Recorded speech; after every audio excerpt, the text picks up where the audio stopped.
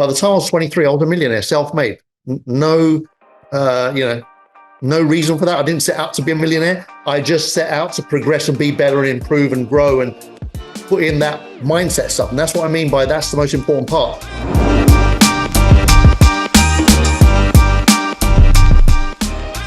Hello and welcome to another Serious About Success podcast with me, Jay. I'm joined by my main man. He goes by the name of Kalpesh Patel. Really, really good to see you, Kalpesh. How are you, my friend? You okay? I absolutely am awesome and really great to be on your show. I mean, the title says it all. I love it. Serious About Success, something I'm super passionate about. And I've watched your journey for a couple of decades, I'd say now. And I know you're serious about success. I'm glad to be here. Excellent. Thank you so much, Kalpesh. Now, you're all the way in Dubai. So you're living out in Dubai at the moment, right? Yeah, I moved out here 3.5 years ago. Yeah. Okay. Cool. Well, you were just telling me, some of the perks of living out in Dubai. So it does sound pretty fantastic. But let's jump straight into it, Kalpesh, because not everybody's going to realize how successful you have been over the years. And obviously we was talking a little bit off camera about some of the experiences and things like that you've had. So let's jump straight into it. How do you go about, Kalpesh? I mean, look, you've been very successful. Now, how do you get to a point where you are generating multiple six figures literally every single day? How do you go about doing that? How do you go about doing it? Well, there's a couple of things that I think caveat people need to know about. Number one, it's not normal. So I'm never that guy that's going to say, I'm going to help you make six figures a day, even though I've done it. I know a lot of people do that. I'm not that guy because I do believe I'm super blessed to have achieved those heights of success. I'm grateful every day for the journey I've been on. And I also appreciate that not everyone is the same. And so for me to pretend that I can take money off you and you can have the success I've had, I can teach you how to do that is a complete lie, in my opinion. What I can do is tell you what I did. Yeah. Mm-hmm. Not this will work for you. And what I did does work for some and not for everybody to the extent that it works on, right? So it's never been about six figures a day, but it has been about pursuing the best version of me that I can create. And then the output of that is what it is. So yeah, six figures a day, phenomenal. And, done that for too many times in my life that I can remember now. And it's a blessing to be able to create that kind of magic in your life. The secret for me is self-awareness and self-development. Absolutely. Without any shadow of any doubt, it's nothing to do with skills because you can learn those. Everyone can learn skills. And it's absolutely everything to do with what goes inside your head. Okay, so what do you mean by that? So you said self-development. Obviously, you know what I do, serious about success. I'm all about a mindset. Obviously we do business planning, coaching, all that sort of stuff, but mindset is absolutely key. So you mentioned self-development. I mean, what does that mean to you then? Let me share a story. It's better told in a story. Okay. In my 20s, I was 23 years old when I lost my dad. Now, until the age of 23, I grew up like a lot of people in the wrong end of London. I was in East London. Immigrant family. We arrived there in 1970. Very racist at the time. Parents used to tell me about signs on the doors of shops saying no blacks, no dogs, and no Irish allowed, along those lines. Just a ridiculous era. I remember my parents would come home, worn out from doing multiple jobs. There were 37 of us living in a 4-bedroom house in Forest Gate. So growing up in these conditions and this environment had me learn differently to how people that didn't have those conditions around them. And so put me through a very compressed, accelerated learning experience. I was 1 year old when I landed in London. By the time I was 4, I'd already had 3 years of this particular compressed learning experience of, my first few formative years were in that environment where I saw how 37 people could all get on with each other, laughter, fun, love, support, unity, all of those phenomenal qualities are already embedded in my DNA from age 1 onwards. At 4 years old, my dad bought a house directly across the road, like literally perpendicular to the house we were living in. So now there were like 20 odd people in each house. And so a bit more space, a bit more room, but equally close and more of us, right? Maybe 25 in each house. More people joined us. So that force of collaboration, growing together, supporting each other, winning together, was what I continued to witness till I was 10 years old. So that is something that I can not teach because it's experiential. From age 1 to 10, that was pure experience. And so at 10, my dad bought a shop. So that's what changed. And my brother, younger than me by 2 years, my mum and dad moved to the shop. And that was in the Barbican. Big difference from Forest Gate to Barbican. You're talking about literally chalk and cheese, two different worlds, two different paradigms. So I'm now in a whole new paradigm where there's tall buildings, the city of London. We're in the heart of it. My dad's shop had people walking in striped suits, bowler hats, leather briefcases, and umbrellas. It was that world. And I've moved from the if you like, the roughest part of London into the most refined part of London. And I've had to refine myself to, if you like, be better.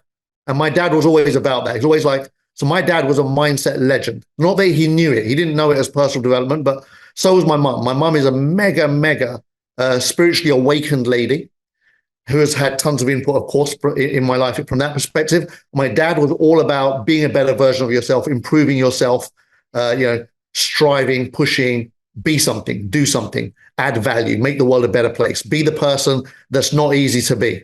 So I had this double impact, and it was just the four of us living there now. And so at the age of 11, I started my first hustle. And I built a business that by the time I was 16, I was making more money in a lunch hour than most people were making in a full working day. So all these customers that used to come into my dad's shop in their bowler hats, I was outperforming them financially in my lunch hour. So I had that going on. Like in the morning, I'd serve them in the shop before I went to school. I'd go to school, I'd sell my cans of Coke and chocolate bars and crisps and bits and bobs. I'd come back home, I'd serve them on the way home. I was back in the shop in the afternoon. I'd see them going back home 5, 6 o'clock in the evening, doing their city jobs. And I'm looking at them going, you're making about $2,000 a month. I'm doing that in my lunch hour. Do you know what I mean? I was making like £100 a day in my lunch hour.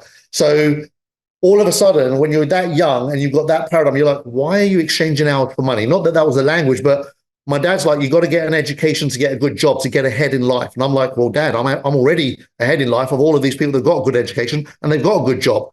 I don't understand what you're saying. So I started distinguishing things a little bit differently there.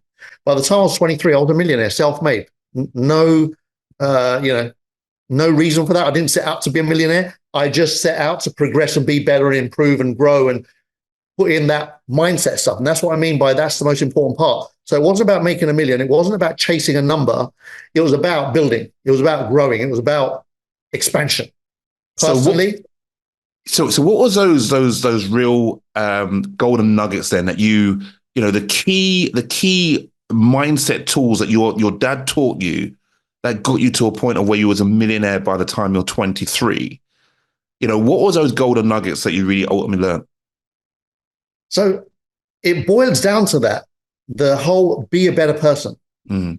You have infinite potential inside of you. Discover that. Focus on that. Spend time on working out what more have you got inside of you that you haven't tapped into. Don't focus on what's outside.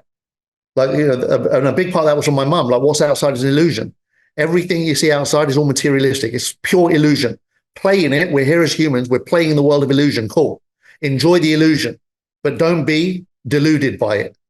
You are far greater. This was a constant on my mum's side. You're far greater than whatever you might have around you. Far greater than all of that. And that you can handle way more than you give yourself credit for. These were normal lessons. And, my dad would be like, what else can you do? How much further can you push? Like, can you get up earlier? Can you stay awake later? Can you squeeze more in? Can you improve and refine yourself? So, for example, East London, spoke with a Cockney accent. Now we're here. He said, you can improve the way you speak by learning from the people around you. Make an effort. So when I'd be in the shop speaking Cockney in East London, he would always say, just try and level it up. Try and, you've got the environment now. Bring yourself up to the level that attracts the better results. And I remember once I was walking home from school. There was a road perpendicular to my dad's shop directly. So he had an eyesight on me from at least 5 minutes of walking towards the shop. And every day I'd be walking towards the shop, he'd be seeing me coming in. And this particular day, I'd learned to walk a little bit different. So, as teenagers, we're kind of trying to be cool and fitting in and whatnot. Don't tell me you had the limp, yeah? You're the limp, yeah, the bop, yeah, the bop. Yeah, the bop. So I was bopping my way up to the shop, and I walked in and he goes, "Have you hurt your ankle?" My dad was very sarcastic in his teachings. He was always very, he always did it in a way it was never like direct. It wasn't aggressive. It wasn't like threatening kind of, I will tell you how to be. It was always like teaching to be aware. So he'd be like, "Have you hurt your ankle or something? Have you hurt your leg?" And I went, "No." He knew I hadn't. I said, "No, why?" He goes, "I just noticed that you were walking with a little bit of a limp. I thought maybe you've done some damage or something at school." I said, "No, no." I said, "Yeah, no, that's just how the new kids are walking. It's a cool walk." And he said, "Oh, okay, cool. It's a cool walk, is it?" I said, "Yeah." He was cool about it. I said, "Oh, no, it's just got kind of a bit of a swag, a bit of a, it's just how the cool kids walk." And he said, "Have a look outside." Now we're in the city of London again, right? So it's not my school. My school's in the city of London as well. But, he's bringing my mind present to have a look outside the city. He said, "Do you see anyone walking like that?" And I'm like, "No." He said, "Oh, okay." He goes, "So, Pete, you just said that, the cool people walk like that." He said, "Who's cool? The ones that have got nothing or the ones that have got something?" He said, "Listen, life is all about you becoming a better person, not a worse person." He said, "If you end up walking like that, the ripple effect of that, the impact of that, you don't even know what it is. But it takes you down certain roads. It attracts certain people and it takes you in a certain direction." He said, "Learn to walk better than everyone else." He said, "Walk like you're these guys here. Walk like you're progressing, like you're succeeding." He said, "You don't need to do what others are doing just to fit in." He said, "Learn to not do what others are doing and do what works for you to progress." He said, you're better than that. You come from better than that." He said, "Know your roots, know your ancestors, know our heritage. You're better than what you're doing right now." These are the kind of conversations he'd have. And I will suddenly straighten up my walk. Little things, adjustments. I remember one day I came in with, I had an earring, but it wasn't real because I was shit scared of my dad about what his views were about people that wore that stuff, right? So I had a magnetic earring that I wore at school because I was fitting in and doing the bop and being one of the boys. And one day I forgot to take it off. And I walked in and he said, "What's that glittering on your ear?" And I went, "Oh, no." So I said, "Oh, sorry, it's not real. It's not real. Look, it's a magnet." And he said, "I don't care what it is. It's real, not real, magnet." He said, what are you trying to achieve by wearing it? Do you see the conversation there? What do you achieve by wearing it? It wouldn't be aggressive. Wouldn't tell me off or nothing. What do you achieve by wearing it? And I'm like, "Just my mates are doing it." He goes again. He said, "Look, unless your mates are the same way that you are in terms of how you've been raised and the family you come from, then don't follow them. Be the one that they want to follow. Be the one that leads the way. Don't be the one that follows the way." He said, "Why are you being influenced by people that are not where you want to be and where you are?" He said, "We've already gone past all of the places that others struggle to get to." He said, "You got a head start. Be proud of your head start. Use that to your advantage." So where did he learn that then? So, you've had some really good role models. Where did he pick that up from? It's who he was. And that's what I mean by I'm super blessed. They didn't have personal development. They didn't have self-awareness books and tapes and reading. They didn't have Tony Robbins. They didn't have the whole Tony Robbins movement, T. Harv Eker. What they had was a life before the life we've seen. And I'm so super grateful that they would constantly talk about that every single day of my life from the day I was born until now. My mum still goes on about it. Every day she'll share stories of how it was in their day. And they'd work stuff out. They had it a lot harder, a lot rougher, a lot tougher, but still maintained a decorum, a dignity, a strength, a backbone, a proudness about who they were that was so apparent, was missing as I was growing up, in the generation I was growing up in, where it was all about chip on the shoulder, being defensive, being angry, being aggressive, being all the stuff was opposite to what they would talk about. You know what I mean? It's like I could see the difference. And so they talked about that all the time, every day. They were proud of where they came from. They were proud of the struggles that they'd gone through. They were proud of who they were as people. So I guess this is what was transferred to me. And so when I brought that A game into, okay, how can I be better in this conversation? How can I represent myself better when I'm going to meet somebody that might be a potential business partner, et cetera, et cetera, et cetera. So I'd always be raising my own bar. And that's embedded in here. That's not something that I'm doing now consciously, because I've been raised to be that way. So it's a shift from doing it to being it. And something magical happens when you shift from doing to being, in that when you just are, like my parents just were, it wasn't an effort that they had to make. It was just how they showed up. That's something I was blessed with, that I was trained and groomed without being trained and groomed, because that's just the way it was for them. Yeah. And it's transfer that across. And I was absorbing that. I wasn't resisting it like a lot of maybe my cousins might have, or other people of my age group might have from their parents. I wasn't resisting it. I was always ready to embrace their wanting the best for me. Now, when I was 23, I lost my dad, and he was my superhero. My world fell apart. So I went from being at the pinnacle of my game, solid 6-year relationship with my girlfriend, completely madly head over heels in love, phenomenal peer group, mega friends, all up to stuff, making it happen, success financially and business and whatnot, great family life, all was phenomenal.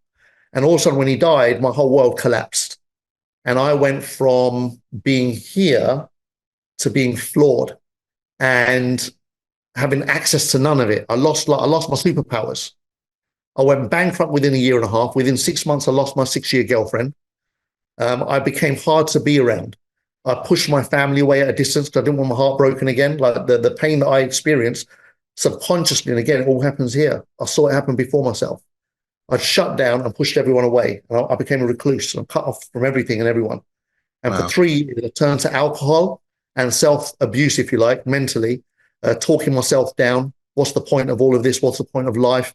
I stopped believing in a higher power, really just disconnected from all of it. And I did that for 3 years and destroyed everything around me. Like literally everything I touched turned to lead for that 3 years. So you like really sabotage your life as a result of that? Self-destructive big time. Until a friend of mine dragged me to a seminar. It was actually a network marketing seminar. And she was persistent as hell to drag me to this business seminar. I was making excuses not to go because where I was mentally, and that's what I mean by this is everything. Because of where I was, I couldn't hear her.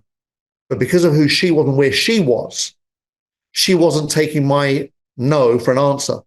And after a couple of months of inviting me politely, she just showed up at my house one day and dragged me to this seminar, forcefully dragged me to the seminar, saying, I'm not taking no for an answer. You're coming with me. It's going to be good for you. You're going to love it. Come. And goodness, I'll tell you what, Jay, I walked into that seminar. It was in Milton Keynes, driving from Forest Gate to Milton Keynes. At that time, we'd moved back to Forest Gate that time, to our old house.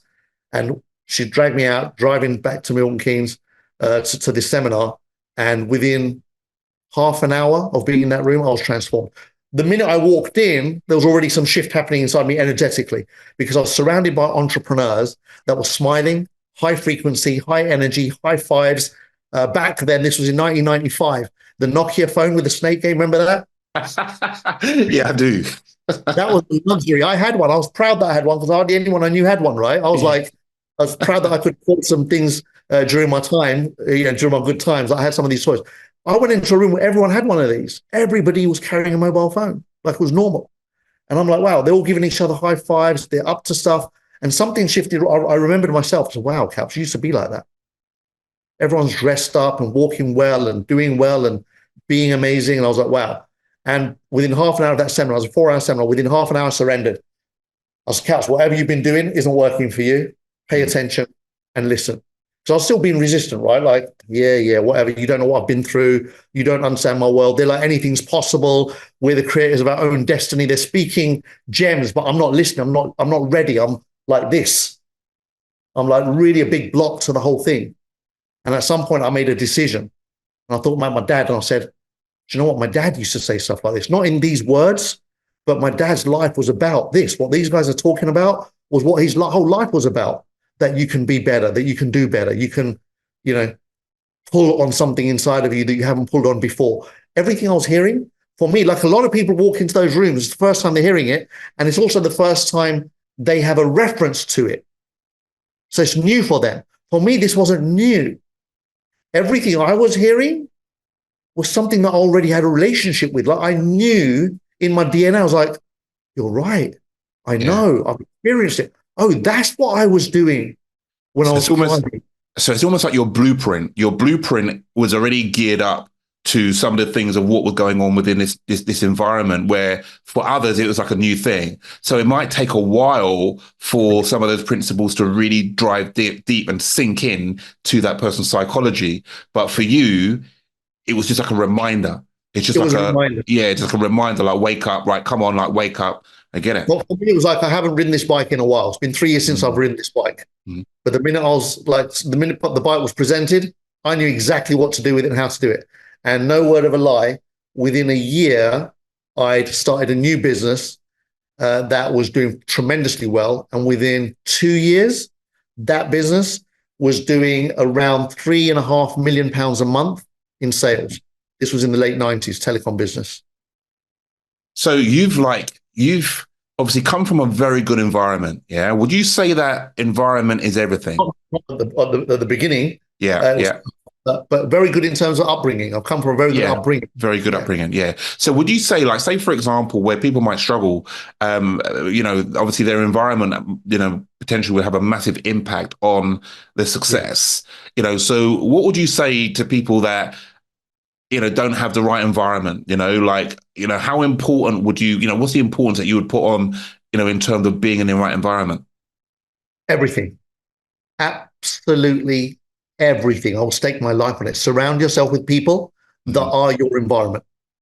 So if you're in an environment that's not conducive to your greatest self, get yourself in that environment, whatever it takes, pay the price, do whatever you got to do to find the people that uplift you, to find the people that talk you up, not talk you down, to find those people that you can plug into as regularly as possible to up your game, because everyone's environment is tough outside, externally. But your inner environment is the only thing that you've got to say over. And you can choose that by choosing the conversations you have and the people you have them with. So you can't change what's outside, right? If you're in the wrong postcode, if you're in the wrong country that's not going to support you to accelerate, like when I talk about Dubai, right? Dubai is a place of thriving. I lived in London my whole life. 50 years of my life I spent in London, right? From the age of 1 to age of 50, I was in London. And I won't say the whole time was not conducive to progress, because I progressed in the country, right? And so did my parents. But there was a point, probably about 20 years ago, I would say, I don't know, maybe 10, maybe 15, 20 years ago. There was a point when the country mentally took a turn. The motivation for progress disappeared. I know in the 80s and the 90s, it was all about that. It was all about thriving, progressing, making it happen. The yuppie days, yuppies. Remember the yuppies? Yeah. The young, upwardly mobile, professional people, that whole thing. So there was a thing that disappeared. The edge came off of that at some point. That's an environment. But it didn't change my progress. I was still crushing in everything I did. Throughout all of that, people were falling apart. They're losing homes, losing jobs. All the stuff was getting harder, getting tougher. Conversations were getting rougher. All of those things were happening, but not in my environment. They were happening in the environment. So there's a big difference between the environment and your environment. So I'm always saying, you know what? The one thing you can control is your environment. You can't control out there, but you can what's going on in here. And that's what separates your experience of that external environment. Same environment, but your experience is different because you see everything different. And therefore you can spot the goodness in the hard stuff. You can spot the opportunities where there's lack of. Yeah, no, I understand. I mean, because you had mentioned that your mum kind of taught you that it's all an illusion, right? It's an illusion. It's not real necessarily, right? So I suppose out there, we're moving into a whole different territory of conversation, but yeah, I know. Just trust me. Like I'm a very spiritual guy. I've actually had some people on my podcast that are very, speak a lot in relation to sort of spirituality and stuff like that. It's a big part of who I am, to be honest with you. And I really understand exactly. That's the reason why I kind of brought it up, because when you mentioned that, it hit me. It resonated with me. And it's almost like with what you're saying here, it sounds like out there, there could be a lot of mess and madness out there, in terms of the world. However, within your influence, within your circle of influence, it's the illusion of what's going on within your influence. So everybody else could be losing money. They could be having a difficult time, but that's not something that is your reality, because, this is not something that you are, I suppose, seeing in the same way as everybody else. Right, exactly. So it's not that I wouldn't go through that. Yeah. I've lost millions. Like I said, I was broke at the age of 50. I've made millions my whole life and found myself broke at the age of 50, right? I was sitting there, how does that happen? But it affected me differently. I've had rough times. I've had tough times. I've had heartbreaks. I've had relationships go. Everything that goes wrong for everyone goes wrong for me. But who I am in those situations is the only thing that changes my next step, because my perception of those things is that, okay, this is temporary. Happens to everybody. It's not happening to me. You know, like I'd been through the victim role when I was 23 and I became a victim for 3 years of a circumstance, of a situation that was out of my hands and out of my control. And that same situation and circumstance out of the hand of control of everybody on the planet. Everyone's going to die. But I didn't handle that well at that time. But now, with 3 years later, entering the direct selling space and then reading the great books, listening to the great orators, studying the greatest people on the planet, and understanding what is it that the greatest people have ever been on the history of our planet, all the most spiritual, awakened people, the enlightened, light, the lights of the world that have enlightened humanity, that brought, the best out of themselves despite whatever environment they were in. All of those people, I've studied them in depth. And with that and my early years of growth, that DNA is so strongly inbuilt that I know I can transform myself in any external environment with focusing internally. Take a deep breath. You see the film Matrix, right? Remember the Matrix? Of course. Yeah. That's for me, that's like the modern day Bible. Do you see what I'm saying? Yeah, now, for me, when I watched the Matrix, I remember coming out of that movie and everyone was raving on about, do you see the special effects and this? And I'm going, huh? Like, I watched a completely different movie to what everyone was excited about. I was like, do you understand what was going on there? Like, there's a message in this, not about dodging the bullets. What are you talking about? There's a message. That movie is about everything we're talking about now. Of course. It's the illusion. Yeah, the illusion. Yeah, reality. You decide what your reality is, man. You decide how you experience it. Are you eating steak or are you eating whatever is there and feeling like this is as good as steak? Hi, I hope you're enjoying the podcast. Don't worry, we've got lots more content left to come. This is just a quick word from me. Now, you will hear us speak a lot about things like mentorship, as well as that, surrounding yourself with the right people. Now, one of the other things, if you really want to achieve the financial success, what makes it helpful is to have things like accountability. This can be the difference between you making it and you really not really quite getting there. Now, if you're at the start of your journey, you want to maybe leave your 9-to-5 day job, or you're just in the process of starting up a business, I would like you to come and check out our website, www.seriousaboutsuccess.com. Over the years, we have coached thousands of people all around the world. We speak on BBC Radio as their go-to guy for anything related to mentorship. It's very important for you to have that helping hand along the way. So come and check out our website, sign up for our free training, and we'll show you exactly what it takes for you to succeed. Now back to the podcast. It's up to you. It's up to you. If you're going through a tough time, it's tougher if you believe that you're a victim to that situation, can't do anything about it. Everyone goes through a tough time. Yeah. Now what? What are you going to do about it? Are you going to see that as a bitter pill? Or are you going to see it as an opportunity to learn about yourself, to grow, to do something different, to expand, to try, to take a risk, whatever it might be for you? Yeah. See, it's really, well, look, it's really clear when, with some of the things of what you're saying in terms of, look, everyone has their ups and downs. However, it's how we deal with those ups and downs.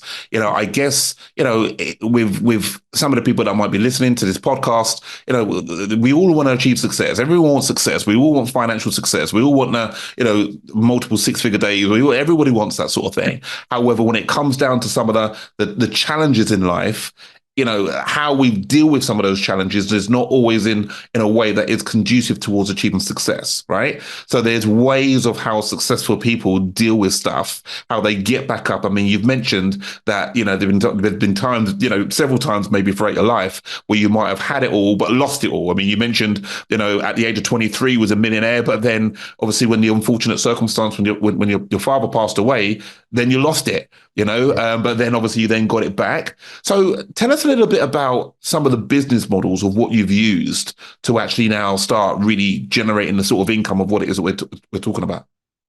Brilliant. So, first of all, I want to talk about business itself. You said business models, which is so important for me. That let's make the distinction of how you earn money, right? How most people earn money and how we're taught to earn money from day dot onwards is that you sell your time for money. And the more education you have, the more somebody's willing to pay for your time. So we chase success by chasing education and then chasing a bigger paycheck. And that's almost like climbing up the wrong ladder of success, because the output of that mechanism, that modality, that way of making money, that model of making money, is 95% of people retire broke. That's a global statistic. So if that worked, that wouldn't be the stat, surely. You see what I'm saying? Yeah. Then you study the 5% of people that did a little bit better than everybody else. And contrary to what is being taught, many of them dropped out of school, college, university. Isn't that interesting? They didn't complete their formal academic education. They learned success by doing whatever they had to do to grow, making mistakes, falling over, learning to get back up again, to have another go, to redirect, to pivot, to change, to reinvent themselves, whatever it takes. Those skills are priceless and are only learned when you put your feet to the fire. Like, you got to put yourself out there. And so when you talk about models, first of all, it's breaking free of the model that success is achieved by somebody else making you successful. It's a myth. There's no boss on the planet that's trying to make you successful. They may reward you better, but it's only because you're making them more successful. If you make them $1 million, they might give you 100 grand a year. But guess what? You made them the $1 million. Giving you 100 grand a year gives you a raise, but it doesn't give you a piece of the $1 million. Do you see what I'm saying? So number one is take responsibility for what you create rather than handing the responsibility over to somebody else. Passing the benefit of your output, of your skill set, of your production, giving that over to somebody else for a paycheck, biggest mistake you can make. Now, take the paycheck. Every human being should be responsible. Take the paycheck to pay your bills. Take the paycheck to give yourself a less stressed out life. Everyone's got bills to pay them. If somebody's willing to give you a wage to pay the bills, do that transaction, but it's got to be temporary. Do that 9 to 5, and then 5 to 9, you have got to up your game, raise your levels, and say, right, what else am I doing for me? That's what I did for my bills. What am I doing for me now? And in that me time, you create, you manifest, you learn, you develop this so you can develop everything around you. It's the hardest part to do for most people. But success does not exist in a structure that has limitations. Success exists. And when I talk about success, I'm talking about financial success. Financial success exists where there are no limits. And then get into business. The reason businesses work is because they give you leverage. Whether you're selling products, services, skills, whatever you're marketing, you're able to scale it. You're able to reach multiple people rather than being clipped by the hour or by a fixed amount per hour. So there's no clippings. You can multiply infinitely when you step into the world of business. And understanding that concept, the concept of multiplication, the concept of leverage, leveraging time, leveraging money, leveraging skills, leveraging tools, leveraging systems, whatever it is that you're leveraging what you're doing now, the internet. You see, it's all about leveraging. How can you reach more people with better value? How can you uplift more people? How can you add more value to more people? How can you make yourself more interesting to more people so that whatever business you're doing, naturally, the odds of thriving and succeeding are in your favor. And that's all we can ever do. Nobody can guarantee success in anything. What we can do is increase the odds of succeeding in anything. And so we can all start at the same start line, and we go for the sprint, and we all start running. Doesn't mean everyone's going to get to the finish line. Or it doesn't mean everyone's going to get to the finish line at lightning speed. Nobody knows what's going to happen between the start line and the finish line. But what we know is that when you're running, if you have practiced beforehand enough times, you're more comfortable while you're running. If you have repeated that, whether it's a sprint or a marathon, if you've repeated that, the more you've repeated it, the more likely it is that you'll finish way faster than people that didn't repeat as much as you. Like Michael Jordan story, where he threw whatever it was, thousands of hoops a day, every day, mundanely, mind-numbingly boring, same old, not in competition, not around other people, on his own, in the court, throwing the ball, so that when he's on the court, bang, he bends it like Beckham.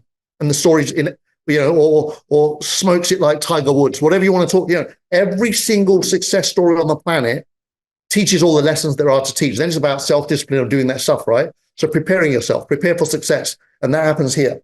So when opportunity meets you, who you are at that point in time determines what you do with that opportunity.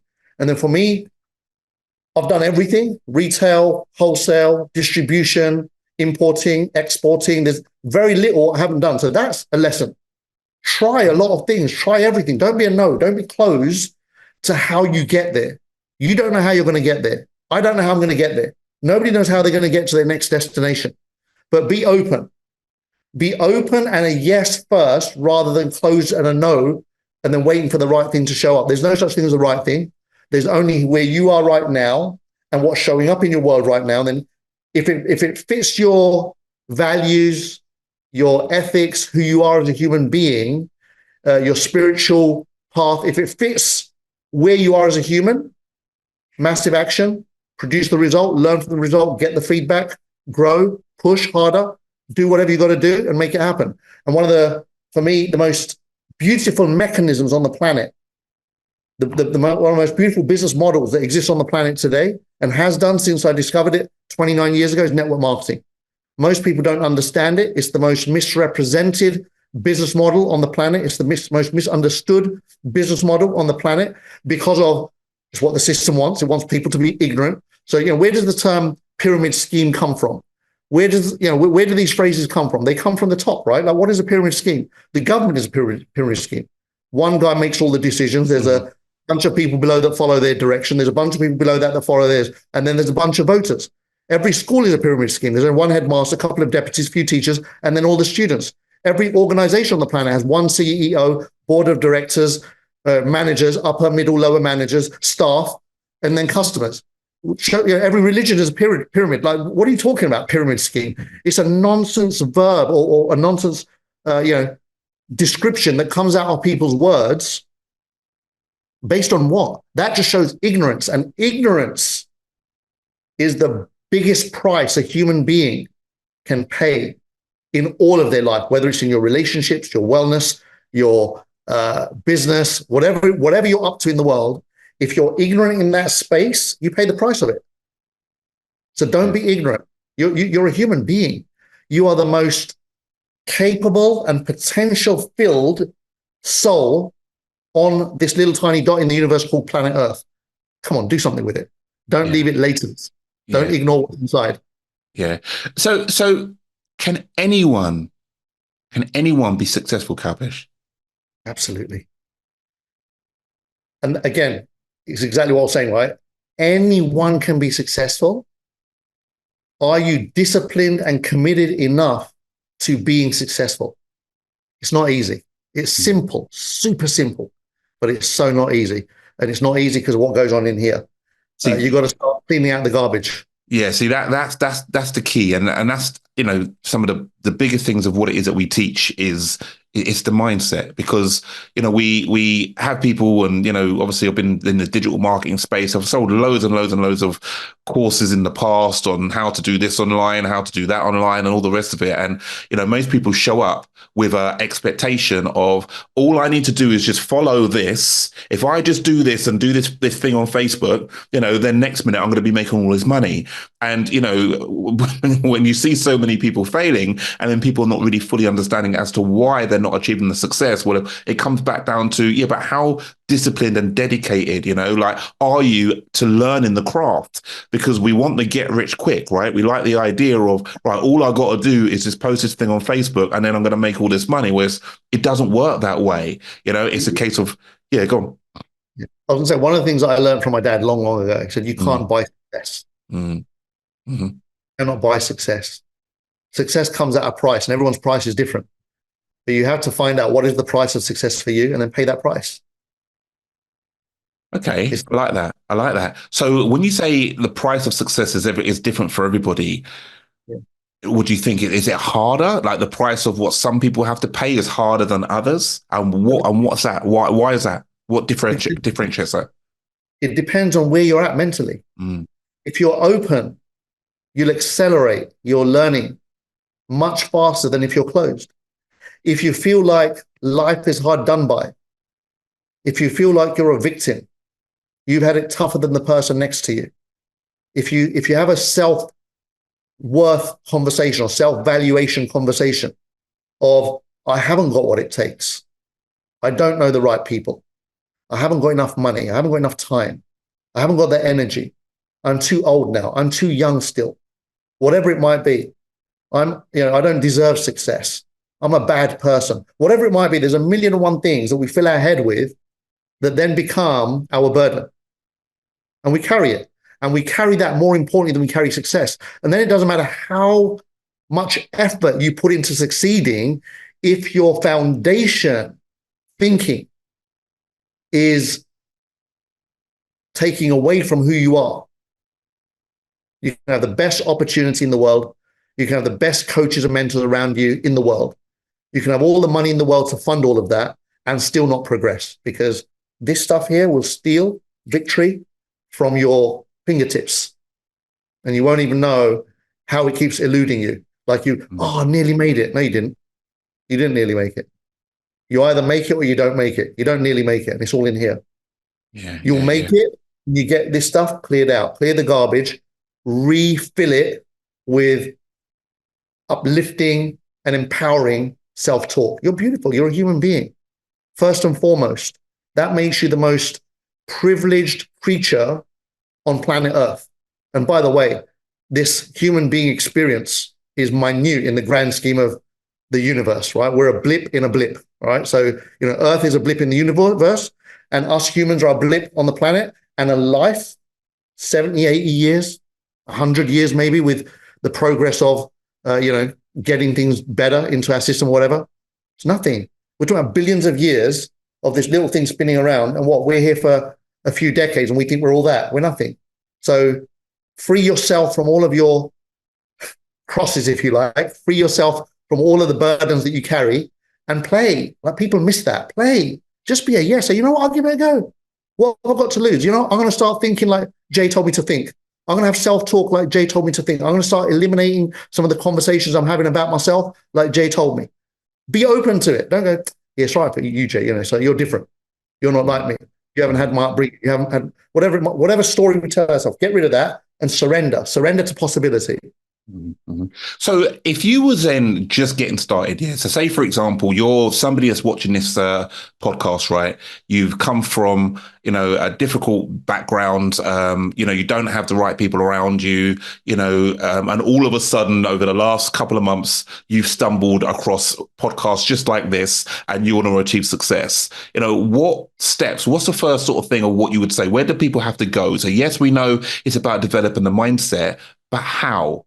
If we haven't been conditioned, I mean, look, you've been conditioned. I know what, the journey of what I've had, and how difficult it's been for me to really try to understand, or who to learn from and all the rest of it. But just from your perspective, they haven't got the right environment. They're coming from a place that's quite difficult. They don't know where to go. They're listening to us right now. Right. But how, Kalpesh? Yeah, I get it. But how? Where do I go from now? Brilliant. So once you make the absolute commitment to transforming yourself, that's the conversation we're having, right? Mm-hmm. Once you make the absolute commitment that you will not turn your back on, no matter what, to be a better version of yourself and to start progressing, then half your job is done. All of the information that you need, all of the people that you need are already within a heartbeat away from you. Thanks to the tools available today of the internet, everything is a click away. And so where I started, my first couple of books that I read that allowed me to understand things a little bit better about how I'd gone off track and reminded me of what I was doing before that allowed me to thrive. Think and Grow Rich by Napoleon Hill, one of the oldest books on self-awareness in the world. It's a deep book. It's not an easy read by any means of the imagination. It takes something to stay with it, but stay with it. 13 chapters that will change your life. Maybe not the first time, maybe not the second time. Sometimes people have to read it a few times to really understand the depth to which that book goes. And just to give you a brief on it, it's a book. It's the most sold book on the planet in terms of success education. And a guy called Napoleon Hill traveled the world in his time and interviewed the most successful or the wealthiest people of his time. I won't say most successful, they're two different definitions, but he traveled the world and interviewed the most wealthy people of his time. And this book was written with their stories and their, if you like, success formulas, the blueprints. And then the second book, How to Win Friends and Influence People. This will help you to be that better version of yourself, to bring out a more refined version of you, a version of you that attracts success rather than repels it, a version of you that represents success rather than misrepresents success. So, How to Win Friends and Influence People is all about relationships. It's all about how you emit your frequency into the world and connect with others, how you build rapport, build relationships, connect on a deeper level, and then create and manifest and do whatever wonderful things you're determined to do for yourself and people around you. So start wherever you are, right? Start where you are and keep your destination of where you want to be in mind always. This is like a everyday mantra you can say. Start where you are, be grateful for where you are. Control, Alt, Delete. What happened yesterday does not have to impact today unless it was good. If it was good, let it impact today. If it wasn't good for you, leave it in yesterday. Keep all the good stuff, move forward again. So Control, Alt, Delete, and each day recreate, right? So be present to all the great stuff in here and learn to delete and remove the stuff that takes away from you in here. And listen to podcasts around success, listen to people. More important than anything, you can read books and you can listen to podcasts and audios and you can watch videos. All of those are great. But more important than all of those things is get around people that want you to be better physically. Because that energy exchange, that raises the frequency. The other forms give you the knowledge. They give you the information. So that's the information gathering. Very, very powerful. But experientially shifting your frequency, the more often you hang around somebody that uplifts you, everything's energy, right? Everything on the planet is energy. If you find people that operate here and you're here, hang around here more. It's only a matter of time. It's a matter of time. It doesn't take long, and then you're here. Do you see what I'm saying? Definitely, immerse yourself fully in the conversation, not just with yourself. When you're watching, you're listening, you're reading, you're learning, that's all input. It's just with you. It's a feedback loop with you. But when you're with somebody else, something else happens. A magic happens where you accelerate. The feedback that you got here with yourself is accelerated 1,000-fold when that conversation is had with somebody else of a like mind. Yeah. No, look, I'm 100% alongside with you. I mean, one of the our principles, we've got these laws, these success laws, and law number 4 is influences. And when people say to me, right, Jay, what's your number one tip? You've done okay. What's your number one tip? I would always say, look, surround yourself. It's who you surround yourself with. Like, your network is obviously your net worth. We've all heard stuff like that. Show me the 5 closest people to you. You will typically earn between either 5 or 10% either above or below the 5 closest people to you. So it's absolutely everything. I mean, one of the other little key things of what you've just said there as well is about a decision, making a decision, but not just, well, yeah. Well, I'm going to do it now. Yeah, I'm going to be successful. I'm talking making a real strong, committed decision. Now, the word decision comes from to decipher. It means to cut all other options. There is no going back. That's it. Once you decide, you decipher all other possibilities. Like, this is it. And unless it's that committed and that obsessive, it's going to delude you. Everyone, every new year, everyone raises their glass to this is the year. And they repeat that the following year and the following year and the following year. It's a lie that we tell ourselves over and over again to make ourselves feel better. Nobody's committed to anything. Yeah, no, I'm right alongside with you. Making that real clear decision is the most important thing. So the businesses of, obviously, I mean, you've mentioned that you've done lots of different things. Network marketing is been one of your key successes. One of your areas. Like, that's how I know you as a master networker. You've done amazing. I don't know anyone, I don't know nobody who has smashed it in the way that you've smashed it. You are one of those people that, when you join some of these network marketing companies and you hear about the people at the top of the people at the top, they're making, X amount of money, and you just look at that thinking, wow, you are actually that. You are, that guy.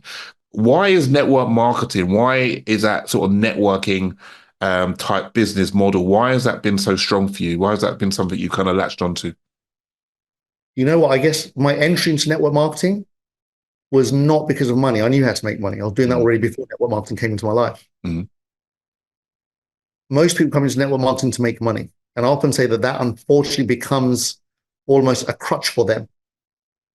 I came into network marketing for a feeling. I came into network marketing, I walked into that room and my frequency moved up a notch. And within half an hour of being in that room and that conversation, it moved up several notches. And the person that walked out of that room was transformed. I should say retransformed. And I reconnected with my greater self. And so for me, I was like, wow, this is the one place that the masses can walk into. There's no barrier to entry. It's free. Network marketing seminars are free. You just invite people that are up for being empowered along. And then you have a conversation with them. And when they're ready, if they're ready, that conversation will land. And so for me, somebody was able to impact my life that I've never looked back. Since 1995, I have never looked back. I've had ups, I've had downs, I've had crashes, I've had huge rises, I've had all of it, but none of it's mattered. It transformed me forever because I understood it was a formula and not luck. Prior to my dad passing, it was luck. How blessed am I? Whatever I'm doing works. How lucky am I? Whatever I'm doing works. People around me, they fail at doing stuff. I keep succeeding, whatever I'm doing. I put it down to luck. After I discovered network marketing and then read all these books and started absorbing my mind with all these conversations, learning from Brian Tracy and Jim Rohn and John Maxwell and some of the greatest minds on the planet, learning from all of them, I understood that everything I was before was a blueprint. And I said, hold on, this is now my duty. Like if I had known it was a blueprint, maybe I wouldn't have suffered for 3 years. My dad died. I would have suffered. Everyone suffers, but maybe for 3 months, maybe 6 months, maybe a year. I don't know, right?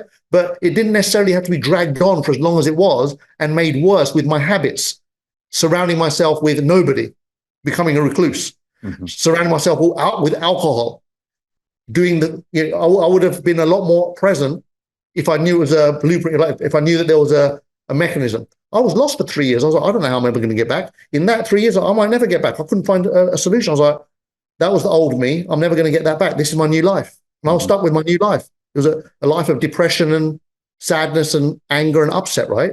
So for me, what got me into network marketing then drove me. I wasn't out there trying to sell to make a commission. I was like, Jay, you got to come. I've got to show you something. There's a place where people empower each other, where people bring out the best in you, where people want you to win. This was my conversation. It didn't matter to me what the product was, what the compensation plan was. For me, those were the most irrelevant things. In fact, every seminar I ever did started off with that. I'd spend the first half an hour to 45 minutes of a seminar talking about this. And then I'll throw and by the way, if you want to plug into our team and our organization, we do telecoms, or we do travel, or we do vitamins, or we do whatever it might be, education.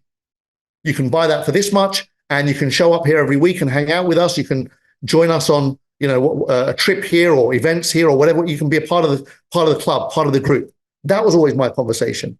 And I'd often get people down below coming saying, Kalpesh, you need to focus more on the comp plan, man. I brought somebody in today to learn how they can make more money. I'm like, listen, you spend time with them on the comp plan. It's not I'm not here. I don't care about the comp plan. I couldn't care less about the comp plan. If they learn what I'm saying in the first 45 minutes, the comp plan will work for them, whether they want it to work or not. It's impossible for it not to work. Well, no, that's really powerful because it just shows that no matter what you put your mind to, you will succeed, because it's not the business model. It's not the business as such. It's not the, focusing on money. It is focusing on, who you need to become, the mindset, how strong as an entrepreneur you need to be in order for you to succeed. So, that really shines through. That desire to make a difference, to help people, like, Jason, you can do this. Yeah. I know you've told me a couple times you want to. I can now plug you into me, because guess what? When I've got a traditional business, when I had my telecom business, I was doing phenomenally well. And I brought my family in on the deal and they did phenomenally well, but that was it. I couldn't go out and help strangers with that. It was a regular business. Yeah. Yeah. When I had my retail businesses, I was doing tremendously well. And I'd employ people that were friends of mine to work in that shop. But how many could you employ? 2 of them, 3 of them? Mm-hmm. Then what? I couldn't help the rest. That was it. Network marketing allowed me to help anybody and everybody like that. Zero resistance. Yeah, yeah, no, I agree. I mean, I've tried several network marketing companies myself in the past. So tell us then, in terms of, as you mentioned before, sometimes in network marketing and multi-level marketing, people kind of categorize it as being some sort of a pyramid. Okay, so that then means that there's going to be some people at the top that make a lot of money, but then the people below them, they then get screwed. Yeah, they get completely screwed over. Job system, man. Sounds like the job system. No, I agree. I agree with you on that one. I mean, look, you've had times in the past where where you've been accused. You've been accused of, you're this leader of this pyramid scam. You're a scamster. I mean, look, you've been in the newspaper. People picked up on these stories and stuff like that. What do you say, in response to some of these stories that are out there about you personally, which might be quite difficult to read when you read it? It's like, look, all I'm trying to do is help people, and you're reading something, and people say, all right, Kalpesh is at it again, and all this type of stuff. What do you say to people like that? Let me tell you a story that helped me deal with this, because you're absolutely right. Look, it's never easy to listen to stuff like that or to read stuff like that or hear stuff like that, especially when it's in person. I don't care about some, blogger that's written some nonsense who doesn't know me. I don't care about a journalist that's written something that doesn't know me. That's water off a duck's back. It's like, mentally, I'm tough enough to handle all of that nonsense. But when it hurts me is when Jay, who knows me and loves me and trusts me, brings along a friend to do business with each other. And the friend goes and reads that nonsense and doesn't know me, and then comes back to Jay and says, Jay, listen, you're my couch man. You want to be careful. Did you know this? And then you have to defend me. That hurts me. It's unfortunate. And it's sad that's the case, right? But everyone that knows me knows me. My mates, they've been around for 30 years. 40 years. If I was that person, the people I know and the people I hang around would not even give me the time of day. So I've blissfully impacted the lives of millions of people around the world. I've got thousands of testimonials of people to this day from decades that love me to the absolute max and get that that's that world, and it's nothing to do with who I am, what I represent, and what my values are. I'm a heart-led leader. I do this because I want to make a difference. I do this because I want to help as many people on the planet transform their lives as possible. And so I'm not worried about what's written and stuff. What I will say, though, is the first time it happened, I was with a company called Success University in 2007 till 2010. Hi, I hope you're enjoying the podcast. Don't worry, we've got lots more content left to come. This is just a quick word from me. Now, you will hear I speak a lot about things like mentorship, as well as that, surrounding yourself with the right people. Now, one of the other things, if you really want to achieve the financial success, what makes it helpful is to have things like accountability. This can be the difference between you making it and you really not really quite getting there. Now, if you're at the start of your journey, you want to maybe leave your 9-to-5 day job, or you're just in the process of starting up a business, I would like you to come and check out our website, www.seriousaboutsuccess.com. Over the years, we have coached thousands of people all around the world. We speak on BBC Radio as their go-to guy for anything related to mentorship. It's very important for you to have that helping hand along the way. So come and check out our website, sign up for our free training, and we'll show you exactly what it takes for you to succeed. Now back to the podcast. We went around the world, we traveled the globe, we impacted the lives of hundreds of thousands of people. We really, really rocked the world with that business. And it was all about selling an online education portal that you could access for $50 a month. And a journalist showed up at my seminar one day with the cameras and everything from one of the newspapers. And I came out, and naive and innocent me, I was like, oh, wow, the papers are here. Let's sit down with them, right? And one of the journalists came up to me with a mic, put a mic in my face, quite aggressive and whatnot.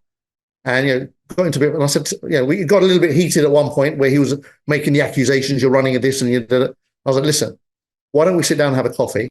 And let me actually open up and show you exactly what I'm doing here. And so you might see a different point of view from the one that you've got right now.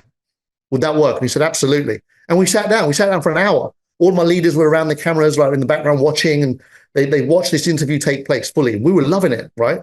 About an hour later, I explained everything to him about network marketing, why it is the best business model on the planet, how many people around the world it's impacted, how many people it's helped to succeed, how many millionaires it's created, all of the great stuff, right? Shared everything with him openly.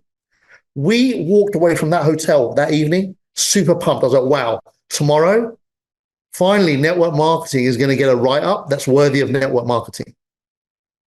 And we were all devastated and shocked when we read what was written was like a 180-degree turn on what the conversation that took place was all about. Like absolutely the opposite of everything. And we're going, what? This was nothing to do with the interview. Like the guy just went and wrote his own agenda down to once again beat up network marketing. This time I was the name. It's always somebody else's. And that's the thing. When you, as a leader, leading is what? Leading is living by example. And leading is helping others to find their path to their destination easier, to make their journey easier. That's what leaders do, whether it's in a religious context or whether it's in a family, organizational structure, or whether it's in business. Leaders step up to show up for others. That's all leadership is in a simple definition, right? They step up to show up for others, i.e., they're willing to give away their experience, their learnings, their knowledge, wisdom, whatever you want to call it. They're willing to give that up to others so that makes their journey easier, right? By default, when you're a leader, you become the face of whatever it is that you're leading. Like I said, whether it's in a religion or it's in a business or it's in a family environment, every family has a leader. If you're that person who's going to be vocal in the family, guess what? People will put you on a pedestal by default. You become the go-to voice, the go-to face, the go-to person. So when that appeared the next day in the papers, I was devastated. First of all, my text started pinging in the morning. I immediately jumped in the car and drove around to the newsagent, pulled a copy of the paper, saw the article, devastated. And the first thing that went to my head is, what's my family going to think? And I went back to the counter. I bought all of the copies they had, 15, 20 copies. I bought them all. And I got in the car, and then I drove to the next shop, and I bought them all. And I went to, I don't know, 3 or 4 shops. I don't know how many shops it was. I was in a bit of a daze. I was really like in my head at that point. I was thrown. I was like, I just want to do good in the world. I just want to help people. Like, what has this guy got against me? And I'm going back into that victim mode. Like, why is he writing this about me? So none of it's true. It's all made up. And I can't even defend myself because it's a national newspaper. Who do I go to defend myself? Do you know what I mean? And at some point, I'd filled my car up with newspapers. I'm sitting there going, what are you doing? You're not going to drive around the whole country and buy all the newspapers, are you? So I kind of faced the reality of it and got home. And I was sitting there, started making the phone calls to my family saying, listen, guys, before you hear it from somebody else, I want you to know. And having those painful conversations, friends, business colleagues, the leaders in my organization saying, listen, guys, so really tough space. And then I get a phone call come back to me halfway through the day. And it's none other than Les Brown. Oh, wow. Really? Wow. Okay. Now, I know Les Brown because of Success University. He was one of our content supporters. Yeah. Mm-hmm. And because I was the leader globally, the whole international market was because of my referrals and my leaders, right? So Success University, until I stepped in, was just a US-based company, small little thing. I came and took it completely global. We went ballistic with it because it was passion-led, right? Personal development, network marketing. So for me, the best combination on the planet. So I had a relationship with Les Brown as well. I brought him to the UK. We filled all the big halls and hotels and with seminars. It was amazing. So he called me up and said, Kalpesh, congratulations. And I'm like, what? I thought he's just randomly called me and congratulating me maybe about a result that we've created in Success University. Maybe we hit another milestone, something happened at the company, right? Congratulations. I'm like, thank you, Les. What are you congratulating me for? And he said, I heard you've hit the papers. Now he's rewiring my brain because he's talking about this thing in a whole different energy than the energy I was stuck in, right? He goes, I heard he hit the papers. I'm like, yeah. I said, have you even read it? He goes, I don't need to read it. I know what the papers are like. I just wanted to be the first to congratulate you. He's completely reconfiguring everything while he's having this conversation with me. And he goes, listen to me now. It's really important you listen to me. I said, okay. He said, whatever they've written, is it true? I said, no. He goes, great. If it was true, then we'd have to have a different conversation. He said, do you still believe in what you're doing to be good for the world? I said, yes. He's wonderful. He goes, do more, go harder than you've ever gone before. He said, the best way to reply to these people is by going bigger and showing them. You can't tell these people, you can only show them. Go harder, go further, go faster. I was like, what? And he said, just understand this, the media never, ever pulls the trigger downwards. It's always aiming high. Aim higher. Make them aim higher. Keep climbing. And that transformed everything. He said, look at every person that's done anything good in the world. Every one of them. He goes, show me one that wasn't persecuted, that wasn't destroyed, that wasn't attacked, that wasn't misunderstood, wasn't misjudged or misrepresented. Show me one.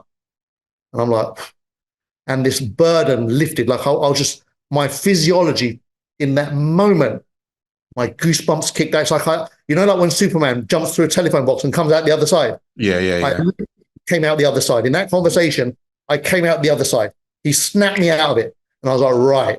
And next phone calls I started making had a very different frequency to the ones I was making previous, where I was an apology for what was written, where I was an explanation, whereas I was a justification for what was written, and I was defending what was written. The Kalpesh that popped out the other side was there's nothing to defend, there's nothing to justify. It's a non-event. It doesn't even exist as a thing it doesn't even warrant breathing space. So the next call is, hey, listen, what are we doing? Got an event this week? How many people you bring in? Let's get on with it.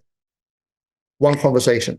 And so what I'll say to anyone, if you're really committed to success, then just know you will always have haters. You'll have jealous people. You'll have envious people. You'll have people that want you to come back down to their level to make themselves feel more comfortable. And you'll have the bloggers and the journalists that want more sales, that want more hits on their website, because that's how, unfortunately, that world works. Most people are addicted to negative headlines more than they are to empowering headlines. People want to read about somebody's downfall more than they want to read about somebody's upliftment, right? So just understand that's part of the journey that you're taking on. When you commit to something of a high frequency, that becomes part of the price that you pay. And it kind of goes back to what I was saying earlier. You've got to be willing to pay whatever price you have to pay to achieve the result or get to the destination that you want to get to, right? Yeah. So be really well informed about, is it what you really want? It's not for everyone. Yeah, no, look, what you're saying, Kalpesh, this is powerful, my friend. It really, really, really is. You are right.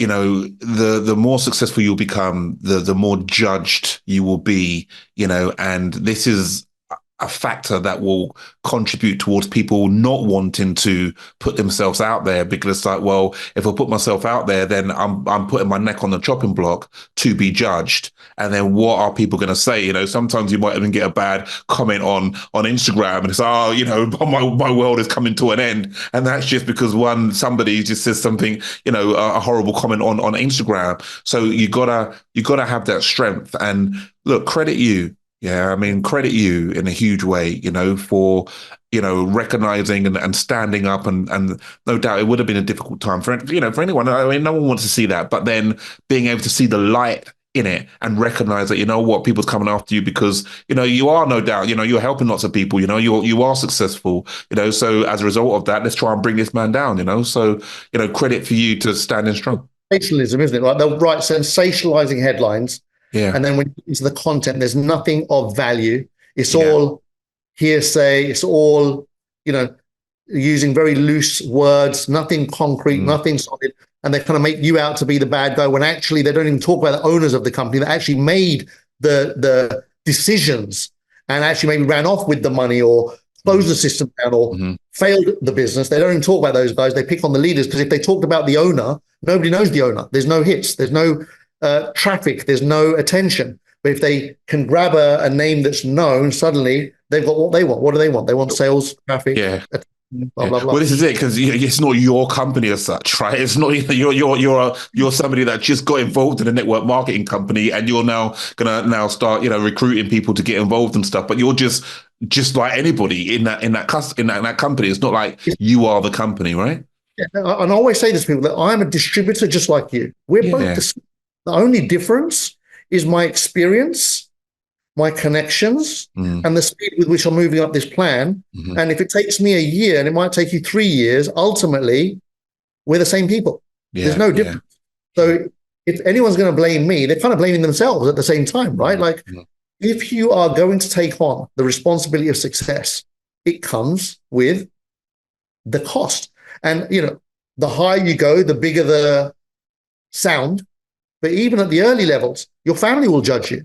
They will talk about you behind your back. Your friends will talk about you behind your back. You may never hear those conversations. Sometimes, if you're unfortunate, you will hear about them. And when you do, it's not nice. It's painful. Like you said, the default is to shrink and play smaller and play safe. But guess what? That's not where success lives. Yeah. You cannot shrink back and expect to light the world up. You're never going to. And so that's what I'm saying, that what you've got to get right is here. If your default is to shrink back, you've done yourself a disservice to your greater good, to your higher self, to your ultimate potential, right?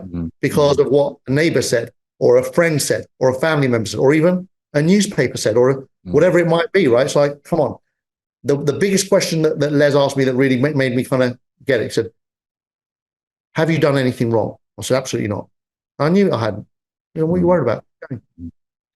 The price you pay, yeah, I love that. That's gonna be a new one that I'm gonna start incorporating to some of my training. Yeah, the price you pay. Yeah, for sure, no doubt. We'll do that. Look, I'm loving what you're sharing with us, Kalpesh. Well, one of the other questions of what I wanted to ask you, you alluded to it a little bit earlier on, and that is that, we've spoken about, you've had massive success over, your lifetime, tens of millions of pounds, dollars, over your lifetime. You've had massive success, but obviously you've had some of your challenges as well. Of where you might have, lost a lot of money. You mentioned at the age of 50, starting again at 50, so how do you do that? How do you go from tens of millions, hundreds of thousands a day, at certain stages in your life to get into a point where you're then having to start again at 50? There's no fixed answer to that. And it fits in beautifully with the conversation we had earlier about what my mum used to say to me about the illusion. And therefore, I'm really blessed that it's never been about the money as it has been about everything else. And then the money kind of follows that. I'm super blessed that my horse and cart were the right way around always. So whenever I've lost money, I've always bounced back. Like it's water off a duck's back, always. And in business, you lose money. Deals go wrong. Decisions that you make are bad decisions that didn't work out for you. The nature of everything progress is risk. Progress and risk go hand in hand. And so what you make here, you risk here to go to another level, and it goes wrong and you're back. It's like snakes and ladders. You know what I mean? Like snakes and ladders is real life. Like you're climbing and then suddenly something hits you. You're climbing and suddenly something hits you. And you want to get to the square of 100. The goal is to start at 1 and get to 100, but it's a journey. So snakes and ladders is kind of that, right? So that's how life is. The younger I was, the easier it was to climb. Every time I got a bit, I'd climb harder, climb faster. The older I've gotten, lucky for me, I'm still youthful mentally. So I still get back and bounce. But I can imagine at 50 to lose everything was a conversation I had to have with myself on a much deeper level, that what did I learn that I've got myself here at 50 from all of that 50 years of doing more than most people would have done maybe in 50 lifetimes. And I often talk about this as a concept as well. Most people live one life in their lifetime because of fear of trying anything new. If you're one of those people who tries everything, you're already living multiple lifetimes in one lifetime. So there I was at 50, having lived multiple lives, and financially that not being represented. And then I always go back to that conversation that we come with nothing, we go with nothing. And everything in between is just a game that we play. And yes, we should always play to be the best version of ourselves and produce the best results we can in whatever we decide to play. And with that kind of mantra, that, okay, here I am at 50. Bear in mind, my dad was 51 when he died. So 50 for me was such a huge year mentally. I wouldn't even be surprised if there was residual incompletion inside of my cells that I felt I was, because I know it was consciously there. When I turned 50, it was so in my mind, like it had never been for the 20 odd years before that. Once I started solving the pain of my dad's loss in my mid-20s, you come to terms with it, you live with it. But when I hit 50, that, I won't say the pain came back, but the memory of all of that came back, and I was like, wow, this was like that. This was my dad's last year. And in my mind, I was thinking, life is short. I haven't even started. Like, I feel like I haven't started. And what if this was it? Like, what if my life was over now? And this was like nearly 5 years ago now, right? I'm 55 in 2 weeks, July the 13th. I'll be celebrating 55 years. But there I was at 50, looking at 51 as this could, like, what if this is it? Have I done enough? Could I have done more? I was really, even though, like I said, I've lived a blessed life in terms of the decisions I've made and how far I've gone, I was still questioning all of that. And I often wonder whether it was that was creating in the background the demise of it all, like a real universe saying Control Alt Delete. All right, now what? Here you go. This is it. Not physically. It's not the end of your life, but let's say it's the end of everything that you've created and manifested with all of the things you've done. Now, what are you going to do? How are you going to show up now? And for me, that was like the real test. Like, okay, here I am at a later stage of my life where I don't have the same youthful strength, energy, get up and go. And life saying, get up and go, Kalps. What are you going to do? And what I knew was who I was. And I knew that I could lean on 50 years of 100 lifetimes worth of experiences, which is like 50,000 years.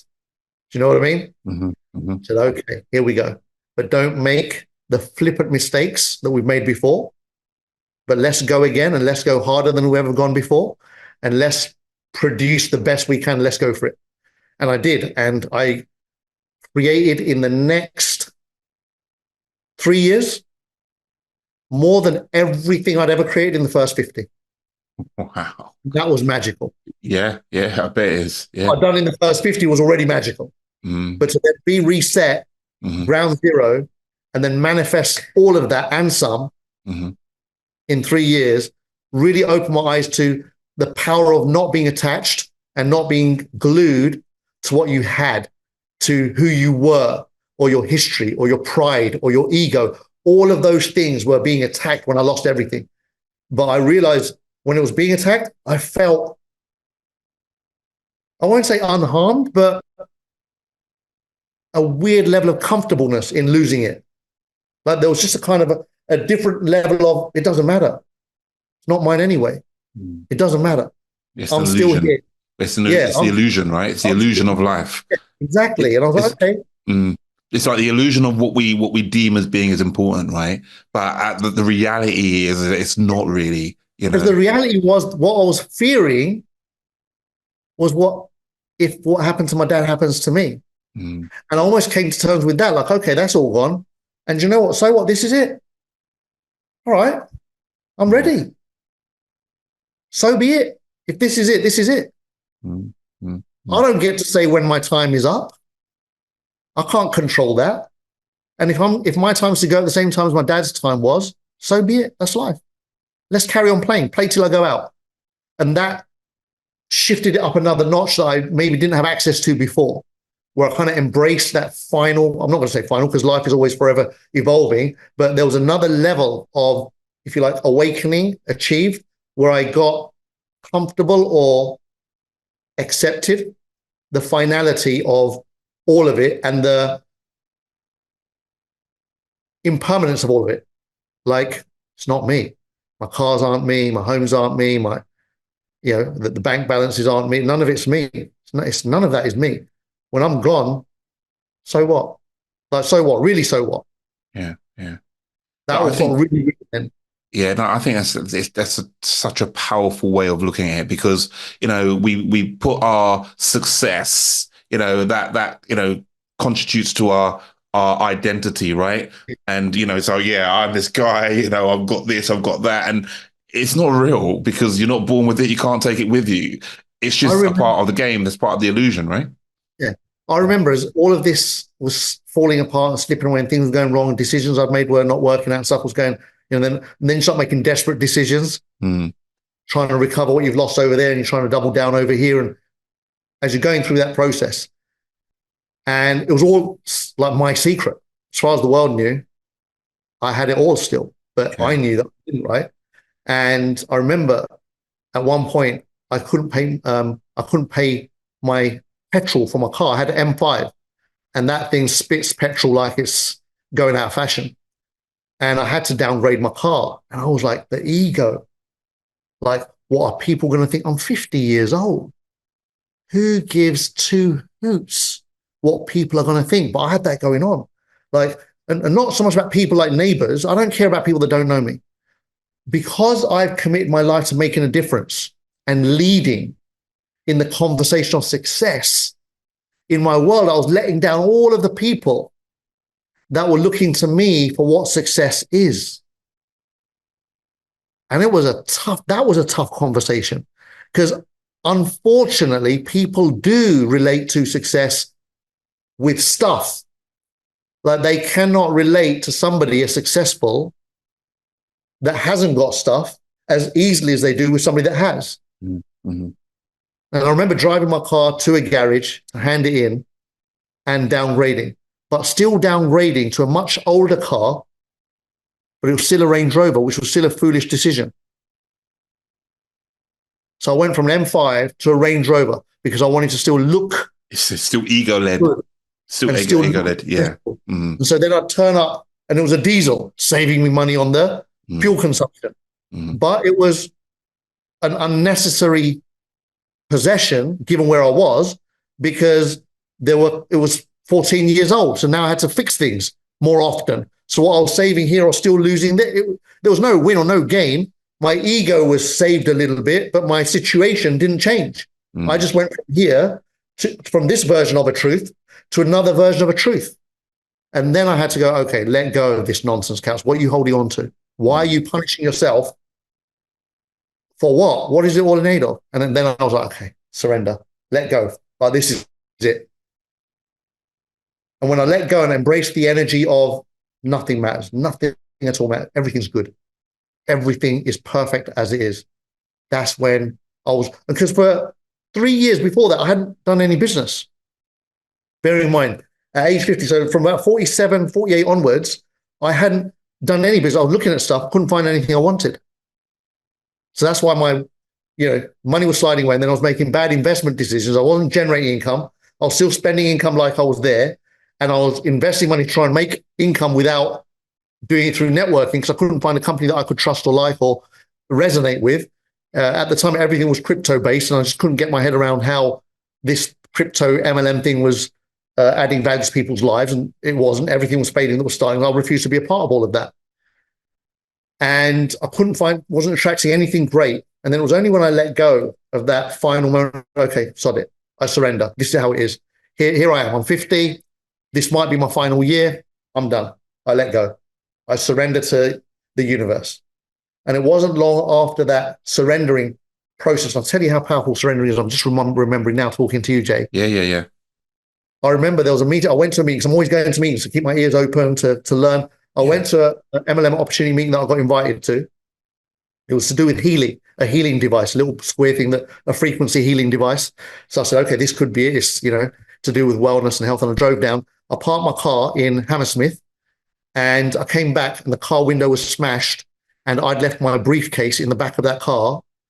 And funnily enough, I had my 3 diamond rings, a diamond bracelet, my laptop, like my final possessions, if you like, in that laptop. And somebody had come in, smashed the window, grabbed the bag, and disappeared. The cameras were there. It was somebody on a moped. It was one of these moped smash and grab situations. And that went, and I was like, really, universe? Like, that, like I've got nothing left. That was my little bit of, a couple of the rings were from achievements, trophy rings from hitting the top of plans. Like they were emotional. There was an emotional baggage that was still there, right? And I'd taken the rings off the night before because I went out to meet a friend in a restaurant that wasn't in a nicer area. And so I kept all my rings in my bags, in my briefcase. So that's why I wasn't wearing them. Otherwise, I'd always be wearing them, right? And then that got stolen. And that was like really, for me, a real letting go. I was like, wow, okay, you're stripping me of every final ounce of anything that my ego has an attachment to, even achievements, even trophy gestures of you deserve this. Like I don't deserve it. Didn't deserve any of it. Just I manifested it. I created it, but I don't own it. It's not mine to possess. It really helped with that whole letting go. I had a level of awakening and enlightenment at that stage of my life that was on a whole different dimension where I was joyful and blissful with nothing. And it wasn't long after that I found an opportunity. It ticked all of my boxes at the time, and it ticked the boxes of everybody that I showed it. So we crushed it and took things to a different level. So, wow. Yeah. Wow. Kalpesh, look, I admire your honesty, my man. Like I really genuinely do. Look, thank you so much. Thank you so much for just being really real with us, Obviously, we all have our ego. We want to sit behind the ego. It's like, yeah, look at me. Nah, look at me. I'm the man. Like, yeah, I've got this. Look, I've got the phone. I've got I've got everything. But, being able to just keep it real, just keep it, because we're all the same. We're all just human beings going through this experience of what it is. And we're all going to have our ups. We're all going to have our downs, me included. I've had my ups and I've had my downs. I've had times where it's like, just like what you're saying, things hitting me all at the same time. It's like, geez, what are you trying to do to me? But we grow and we learn. And, like what you just said about surrendering and just seeing it for what it really is, the gift within it, I think is an amazing thing to be able to do and not see it and hit the bottle and say, oh man, my world's coming to the end, right? I've got to now feel so sorry for myself. You haven't done that, and you've continued to grow. And if we can't learn from having done that, then what's the point, right? Yeah. Like, I agree. If you've done something and it didn't work, like if hitting the bottle didn't work, or if feeling sorry for yourself didn't work, or if being angry at others didn't work, or if whatever it is that you did didn't work, and you didn't learn from that and you keep repeating that, yeah, that's crazy. Then the universe is almost got an obligation to keep sending it your way until you actually learn what it's trying to teach you. Instead of awakening yourself, you've only learned when you don't repeat. Yeah. As long as you keep repeating, that's just your learning loop. You're refusing to learn, which is fine. Be as stubborn as you like. And the universe is just there to give you a little nudge and say, all right, Jay, how about this one? How about that? And at some point when you learn, the universe goes, oh, all right, well, he sorted that one out. Cool. Yeah. You know what I mean? On. Look, love it. Kalpesh, look, you've been very generous with your time today. Look, thank you so much. I very much appreciate it. Where can people find you, Kalpesh? Where can people find you? What do you want to, what sort of thing you into now? Here's your time, promote away, whatever you want to do, the world is listening. So go for it, Kalpesh. How can people find you? Wonderful. You can find me on all the social media. So easy to find Kalpesh Patel. My website, kalpeshpatel.com. And, connect yourself up there as well. And, I'm still serious about success. So if you are as well, let's connect. Let's build a relationship. Let's build dreams together. And I'm in the process of setting up my own network marketing company, finally, after all of these years of, watching people do it subpar. I've said, you know what, let's create something magical. Let's create a legacy company. So I'm in the process of putting that together, and we should be going live imminently. So I'm sure that news will go out as soon as it's relevant to go out. And it's going to be about learning. It's going to be about traveling, and it's going to be about earning. It's all about growth, development, contributing, making a difference, and impacting the lives of those around you. So it's going to be passion-led. It's going to be like, what is my life about? And what is the life of all of the change makers about? One of the organizations that myself and a couple of friends really put a lot of energy and focus into and love is World Transformation Organization. And we created an idea called World Transformation Day, which is like Valentine's Day or, I don't know, Father's Day, Mother's Day. We created a day to celebrate people like you that make a difference. And we're like, nobody celebrates people that make a difference. Where's that day? So we call it World Transformation Day. is celebrated on the first Sunday of every April. And the way you celebrate is do what you already do, make a difference, but record it, capture it, stick it on social media, and hashtag it World Transformation Day. And that's been going since 2018 till now.